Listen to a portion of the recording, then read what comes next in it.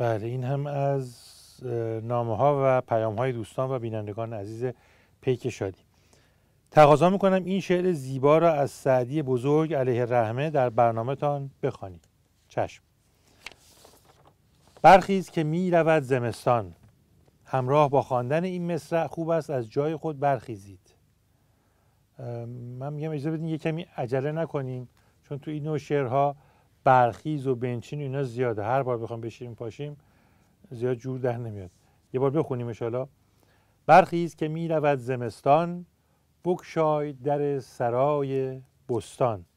اینجا هم باید در سرای بستان رو یا یک دری رو به نیت در سرای بستان باز کنید. باشه چشم. آقا اون در استودیو رو لطفاً باز کنید، هوای بهاری هم یه مقدار بیاد تو بهتره. بله خیلی ممنون. برخیز که می رود زمستان، بگشای در سرای بستان. نارنج و بنفشه بر طبق نه. اینجا اگر طبق ندارید حداقل یک سینی روی میز بگذارید و یک نارنج و یک بنفشه رویش قرار دهید. من میگم اگه موافق باشین از تعقیب کلمه به کلمه شعر خارج بشیم، یک کمی روی اون تصاویر شاعرانه‌ای که سعدی بیان کرده تمرکز داشته باشیم، یک کمی به محتواش فکر بکنیم و اینا. بله، میگه که نارنج و بنفشه بر طبق نه، منقل بگذار در شبستان. خوب شد که از تعقیب کلمه به کلمه دست کشیدیم، وگرنه منقل الان از کجا می‌خواستیم بیاریم. خب بریم سراغ شعر بعدی.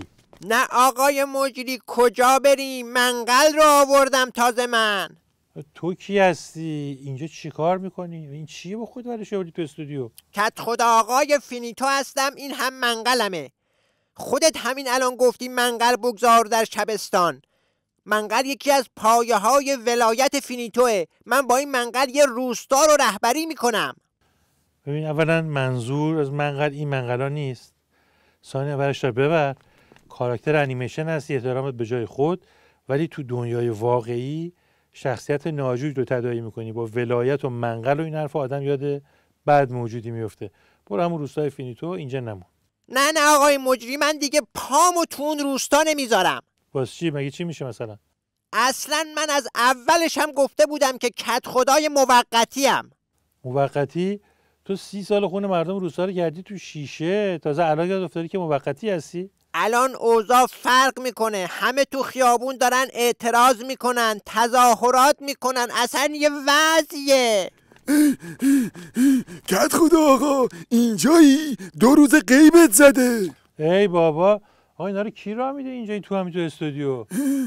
آقای مجری بذار یکم اینجا باشیم تا آبا از آسیاب بیفته. والا آقای مجری، ما دیگه هرچی به اهالی روستا امید و تدبیر میدیم کسی گوشش بدهکار نیست. خب معلومه که نیست، از اولم که قرار نبوده کسی گول شما رو بخوره. آقای مجری یه لحظه اجازه بده.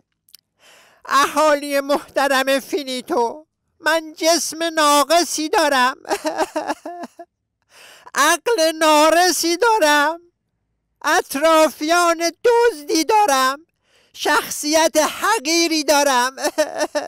ای بابا، جمع کنین اطفالا رو. پاشین برین شما تو همون انیمیشن خودتون، اینجا نمونین. آقای مجری یه لحظه اجازه بده.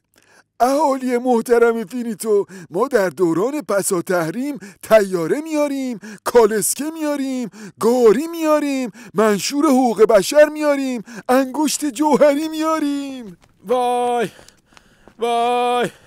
مامان، چه جهنمی شده.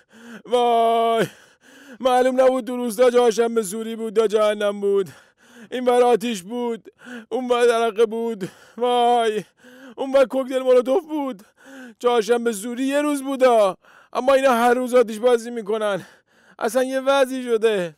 ببینید شما 3 تا الان اینجا نباید باشین، جاتون اینجا نیست. هیچ کس هم دل خوشی از شماها نداره، چون شخصیت‌های خیلی بدی رو تداعی میکنین. الان هم داریم برنامه نوروزی اجرا میکنیم. چند دقیقه برین زیر همین میز، تو هم خاموش کن اون منقلو. بعد زیر میز که باشیم، برنامه که تموم شد من یه جوری شما رو برمیگردمتون فینیتو. باشه آقایون، بفرمایید زیر میز. اون منقلو خاموش کردی دیگه، نه؟ بله، خب عرض میکردم روز نو و سال نو شده.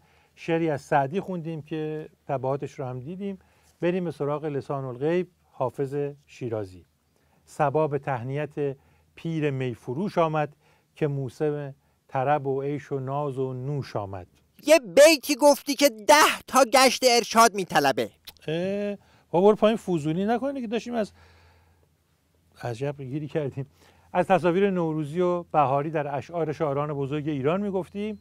فرخی یزدی میگه ز باغ باغبان ما را همی بوی بهار آید، ز باغ باغبان ما را همی بوی بهار آید، کلید باغ ما را ده که فردامان به کار آید. کلید باغ نداریم ولی کلید برجامو دارم.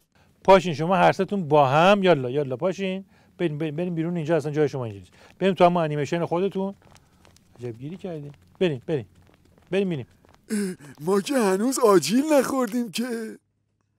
از قدیم گفتن هر کسی را بهر کاری ساختن. اینا به درد استودیو نمیخورن، ولی برن تو دهکده فینیتو اونجا حرفاشونو بزنن، شاید شنیدنی باشه.